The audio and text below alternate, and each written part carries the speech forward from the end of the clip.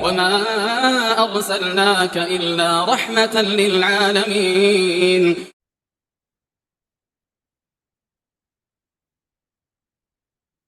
Bismillahirrahmanirrahim. Assalamualaikum warahmatullahi wabarakatuh. Alhamdulillah wassallallahu wala haula wala quwwata illa billah. Shalatu wassalamu ala Rasulillah wa ala alihi wa sahbihi wa mawalah. Manifidin azan ya Allah wa yakum. Alhamdulillah, syukur kepada Allah Subhanahu wa taala atas izinnya kita bisa berkumpul lagi di tempat ini dalam rangka melanjutkan materi kita,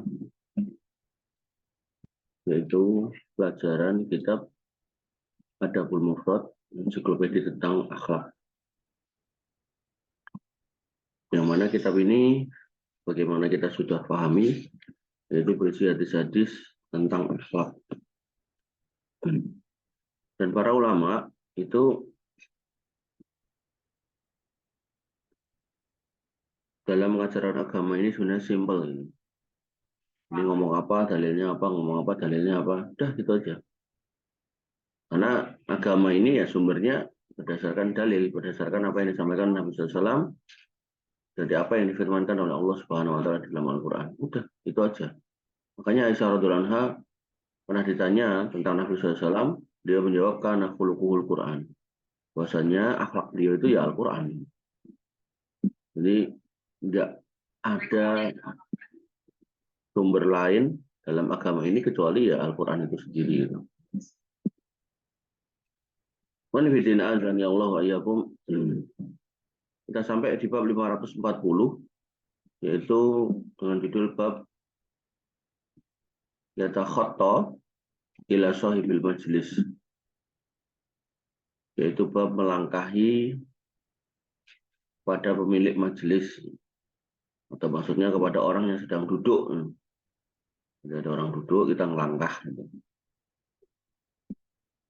Hadis nomor 1143, An Ibnu Abbasin qala, dari Ibnu Abbas radhiyallahu anhu, beliau berkata, lamma tu'ina Umar radhiyallahu anhu kuntu fiman hamalahu hatta adkhalnahu dar.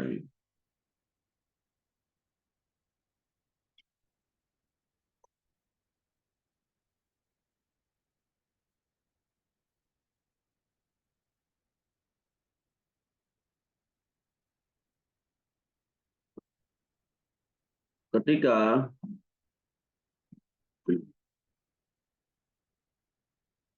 Tu'ina ditikam, Umar bin Khattab Tu'ina ditikam, kuntu fiman hamalahu, aku adalah orang yang membawa beliau radhiyallahu anhu hatta adkhalnahu dar, sampai masuk ke rumah beliau. Jadi Umar bin Khattab itu orang yang sangat luar biasa.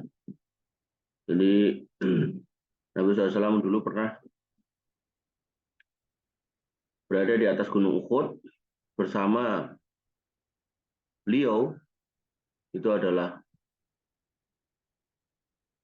Abu Bakar, Umar, dan juga Ali radhiyallahu anhu.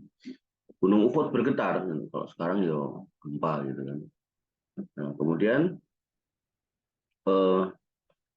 Nabi SAW mengatakan uskut ya Uhud, diam, gitu. Jangan goyang. Karena dalam Islam akidah kita semua selain Allah itu adalah makhluk Allah. Dan makhluk itu ada yang dikasih nyawa, ada yang enggak. Senyawa ya manusia, ya binatang gitu kan. Nah, sisanya kayak gunung dan sisanya itu juga makhluk Allah yang bisa bergerak atas perintah atau atas izin Allah Subhanahu wa taala. Pada dalam hal ini Gunung Uhud bergetar. Kemudian Nabi SAW mengatakan uskut ya Uhud, fa inna alaika, karena sesungguhnya di atasmu Siddiqun, yaitu Abu Bakar. As-Siddiq itu adalah sebuah gelar yang sangat tinggi buat orang yang selalu membenarkan risalah, nggak pernah protes, nggak pernah banyak nanya. Selama itu tertulis di dalam Al-Quran, ya difahami dengan benar, tertulis dalam hadis difahami dengan benar, dijalankan, nggak pernah diprotes gitu kan. Ini apa, ini biaya, maksudnya apa, maunya gimana, nggak pernah nanya gitu kan. Nah, kemudian wasahidain, Di atas kamu ini ada seorang as-siddiq dan juga dua orang yang akan mati syahid. Gitu. Nah, ternyata yang menemani beliau SAW selain Abu Bakar ya Umar bin Khattab sama Ali radhiyallahu anhu. Nah, Ali radhiyallahu anhu dibunuh oleh Abdurrahman bin Muljam, orang Khawarij. Tentu mati syahid karena Nabi SAW sudah menyampaikan kalau dia Ali radhiyallahu anhu itu akan mati syahid. Umar bin Khattab yang bunuh adalah Abu Lu'lu' al-Majusi. Abu Lu'lu' al-Majusi. Jadi orang Majusi masuk Islam, ya, kemudian ya ikut sholat di belakang Umar bin Khattab, kemudian menikam Umar bin Khattab dari belakang. Dan Umar bin Khattab wafat di Madinah karena perbuatan tersebut. Nah, Ibnu Abbas dalam hal ini menceritakan ketika Umar bin Khattab ditikam, maka aku yang membawanya ke rumahnya. Kenapa kau yang bawa Ibnu Abbas? Karena Ibnu Abbas sholatnya di depan. Ya, jadi ini kaitannya sama orang-orang yang berada di masjid pada waktu itu. Faqala li, maka Umar bin Khattab berkata kepadaku, ya ibnu akhi, wahai anak saudaraku, idhab fangdur man asobani wa man asoba ma'i. Maka lihatlah siapa yang asobani, siapa yang melukaiku, maksudnya yang menusuk aku siapa, wa man asoba ma'i, dan siapa yang terluka bersamaku, maksudnya selain aku yang ditusuk siapa. Padahal tuh wajib itu li ukhbirahu, kemudian aku pergi tengok masjid, kemudian aku balik dan aku kabari beliau. Fa idzal baitu malaani,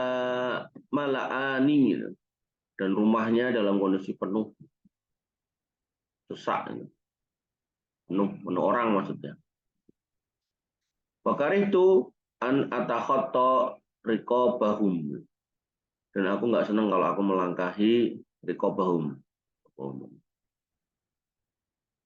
Oh ya, leher-leher mereka. Maksudnya mereka kan sedang pada duduk tuh, nunggu kabar. Nah, Ibnu Abbas ini pas balik, gak seneng kalau melangkahi pundak-pundak mereka. Wakuntu hati susin, dan pada waktu itu aku masih muda.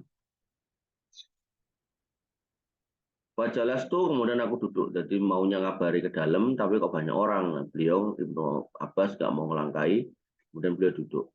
Wa kana ya'muru idza arsala ahadan bil hajah ayyubirahu biha wa idza huwa musajjid.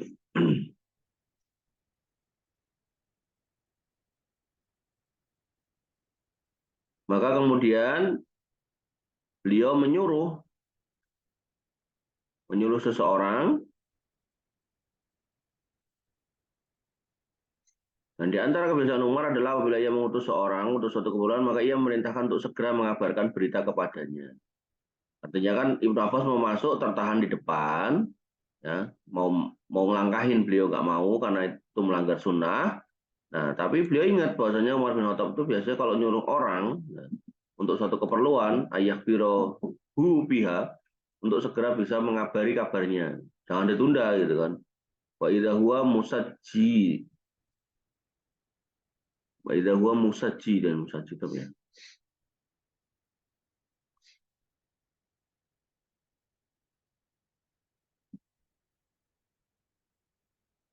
Nah ini.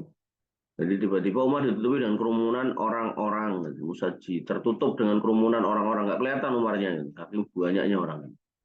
Orang di sini maksudnya para sahabat radhiyallahu anhum. Wajah Ka'ab, kemudian Ka'ab datang, Faqala, dan berkata, wallahi la in da'a Amirul Mukminin la yubqiyannahu wa la yarfa'annahu li hadhil ummah hatta yaf'ala fiha kada wa kada hatta dzakara al munafiqina fasamma wa kana faqultu ablighuhu ma taqul qala ma qultu illa wa ana uridu antablughuhu. Ya. Kemudian di sini dikatakan bahwasanya ya Ka'ab berkata, demi Allah apabila Amirul Mukminin berdoa gitu, Saya Allah akan membiarkannya hidup. Mas, baterainya.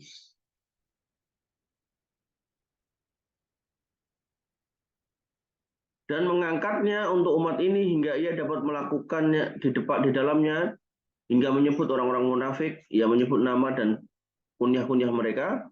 Kemudian aku berkata, apakah aku pernah menyampaikan apa yang engkau katakan? Ia berkata, tidak. Aku mengatakan kecuali aku ingin engkau menyampaikannya. Ya, jadi beliau ingin supaya informasi yang dipegang oleh Ibnu Abbas itu segera disampaikan kepada Umar bin Khattab.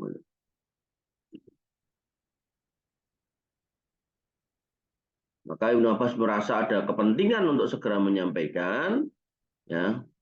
Maka Ibnu Abbas berdiri, fatasajja'tu faqumtu, ya, maka kemudian aku memberanikan diri, kemudian aku berdiri, fatakhatta'tu, kemudian aku melangkahi riqabahum, leher-leher mereka, hatta jalastu inda ra'sihi, sampai aku duduk di dekat kepala beliau radhiyallahu anhu, yaitu Umar bin Khattab. Fakultu, dan aku berkata, innaka arsaltani bikada wa asaba ma'aka kada. Sungguhnya engkau tadi nyuruh aku untuk ini dan untuk ngecek siapa yang terluka selain engkau. Itu ada disebutkan salah sa'asyarin itu. Ada 30 orang. Wa asaba Kulaiban al-Jarror, dan juga kena terluka itu Kulaib al-Jarror, wa huwa yatawaddo indal mihros, dan dia waktu itu sedang wudhu di mihros. Apa ini mihros? Al-mihros, tempat terkumpulnya air, ya, apa ya, gentong atau apalah gitu, pokoknya tempat tampungan air.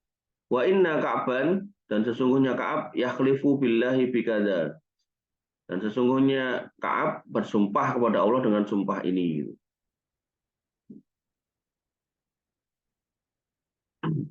Waqala, maka berkatalah Umar bin Khattab, ud'u Ka'ab, Ka'ab panggil sini.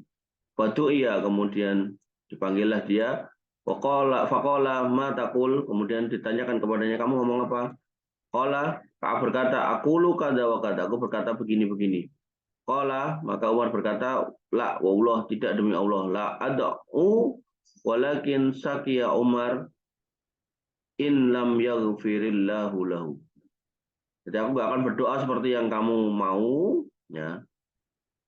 Namun alangkah celakanya Umar jika Allah tidak mengampuni dosanya. Artinya Pak mengatakan Umar ini orang baik, kalau dia minta ini pasti dikabulkan, ya. Maka Umar enggak. Ya. Sakia Umar in lam yaghfirillah. Jadi Umar hanya minta ampunan kepada Allah Subhanahu wa taala atas musibah tersebut, gitu. Dan Umar bin Khattab ini termasuk pemberani, jadi nggak ada orang yang istilahnya beliau nggak takut sama siapapun itu. Nah, tapi yang menarik beliau SAW ini, beliau radhiyallahu anhu ini, ya, punya doa yang selalu dipanjatkan, yaitu ya Allah, matikan aku dalam keadaan syahid dan matinya di kota nabimu ini. Nah, pada saat Umar bin Khattab menjabat, kekuasaan Islam itu sudah sangat luas. Nah, saking luasnya sampai nggak mungkin orang kafir itu bisa nyerang ke dalam, ke Madinah. Nah, Hafsah putri Umar bin Khattab mengetahui doa bapaknya itu bertanya, mana mungkin wahai ayah, ya, doamu bisa terkabul karena kamu mintanya mati syahid dan di Madinah, sedangkan orang kafir nggak mungkin bisa nyentuh Madinah. Jadi pada saat Umar bin Khattab itu udah benar-benar dihayati yang namanya Mekah dan Madinah itu udah tanah haram, orang kafir nggak bisa masuk, saking perbatasan udah luas banget itu, nggak mungkin mereka itu bisa masuk, nggak mungkin bisa menembus jantung wilayah kaum muslimin gitu. Nah, tapi Umar bin Khattab mengatakan kepada putrinya bahwasanya ketika Allah berkehendak ya pasti bisa. Dan benar, dengan kejadian itu maka membuktikan bahwasanya doa Umar bin Khattab itu terkabul. Dan karena doanya terkabul, maka seperti perkataan Ka'ab supaya minta ini dan sudah minta sembuh lah, minta sehat lagi, minta ini, Umar bin Khattab nggak mau. Satu yang dia minta yaitu agar Allah mengampuni dosanya. Ya, oleh karena itu maka pelajaran yang sangat besar yaitu bahwasanya seseorang itu harus optimis dalam berdoa, walaupun kayaknya nggak mungkin itu. Ya. Kemudian setelah itu kita pasrahkan kepada Allah Subhanahu wa taala dan istiqomah gitu. Jangan minta tinggi banget, minta pengen jadi orang kaya raya tapi nggak pernah kerja. Ini nggak bisa. Umar bin Khattab ketika meminta mati syahid di kota Nabi, ya beliau ada di kota Nabi untuk mempertahankan kota Nabi gitu. Dan beliau menjaga sholat di masjid Nabi gitu. Dan matinya ya di masjid gitu. Oleh karena itu maka akhir yang indah buat Umar bin Khattab ya sebagai seorang pemimpin kaum muslimin. Kemudian pelajarannya adalah dari apa yang dilakukan oleh Ibnu Abbas. Ya, bahwasanya adab dalam majelis nggak boleh ngelangkain orang, itu satu. Tapi kalau memang urgent sekali, diperlukan sekali informasinya, keberadaannya, ya toh, maka kita yang duduk harusnya ngasih jalan, dan termasuk orang yang mau nyampaikan, ya nyampaikan aja, nggak apa-apa. Ya, walaupun langkain orang. Jadi bisa diambil kesimpulan, bahwasanya melangkai orang itu hukumnya makruh. Bukan dilarang yang sifatnya haram, tapi dilarang dalam artian kalau memang bisa ditahan, tahan dulu. Ya. Tapi nek emang udah nggak tahan gitu kan, udah pengen buang air besar nggak tahan gitu kan, ya daripada deprok di depan ya mending buruan ke belakang, walaupun ngelangkain orang. Nah, itu tidak dipermasalahkan. Wallahu taala alam. Kemudian hadis selanjutnya itu hadis 1144 an As-Sa'bi dari As-Sa'bi qala beliau berkata ja'a rajulun ila Abdullah bin Amr, datang seorang laki-laki kepada Abdullah bin Amr wa indahul qaum al-julus wa indahul qaum julusun, dan bersamanya ada sejumlah orang yang duduk. Wa yatakhatta ilaihi. Ya. Abdullah bin Amr kemudian laki-laki itu kemudian melangkahi para orang-orang yang duduk, famana'u, kemudian dicegah. Kemudian dicegah atau dilarang. Faqala, kemudian Abdullah bin Amr berkata, utrukur rajul. Ya, biarkan laki-laki itu. Jadi orang-orang yang duduk nyegah, jangan langkai. Kemudian Abdullah bin Amr mengatakan, biarin. Baca hatta jalasa ilaihi, kemudian dia mendekat dan sampai duduk di dekat Abdullah bin Amr. Faqala, kemudian beliau berkata, akhbirni bisai'un sami'tahu min Rasulillah sallallahu alaihi wasallam. Kabarkan kepadaku tentang sesuatu yang kamu dengar dari Nabi sallallahu alaihi wasallam. Qala, kemudian dia berkata, sami'tu Rasulullah sallallahu alaihi wasallam. Aku mendengar Rasulullah SAW yaqulu, bersabda, al-muslimu man salimal muslimuna min lisanihi wa yadihi. Orang Islam itu adalah orang yang menyelamatkan atau membuat orang Islam yang lain selamat dari lisannya dan tangannya. Ini bagian dari akhlak ya. Jadi kalau kita punya mulut, ya toh, punya tangan, maka jangan sampai melukai orang lain. Bagaimana saya dilukai duluan? Balas nggak apa-apa. Balas dalam artian apa? Cegah dia dari menganiaya kita lebih lanjut. Gitu. Ya.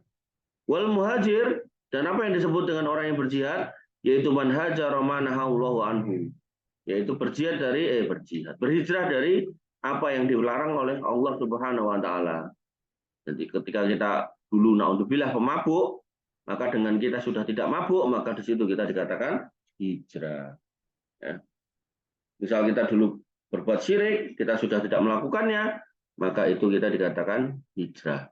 Pelajarannya adalah yang membawa hadis ini adalah orang yang penting. Maka pemimpin majelis yaitu Abdullah bin Amr, ya ketika melihat orang ini adalah orang penting, maka dipersilakan maju walaupun melangkahin orang lain. Nah, kemudian mereka ngertinya ngelangkahin orang lain itu nggak boleh, maka dilarang. Ini adab juga. Ini hukum asalnya nggak boleh itu. Tapi begitu kemudian pemimpin majelis mengatakan sini, maka kita sebagai orang yang bermajelis harusnya membuka jalan agar dia lewat gitu. Dan melangkahi orang, sekali lagi dalam hadis ini diperbolehkan karena ada kepentingannya, itu apa? Menyampaikan ilmu.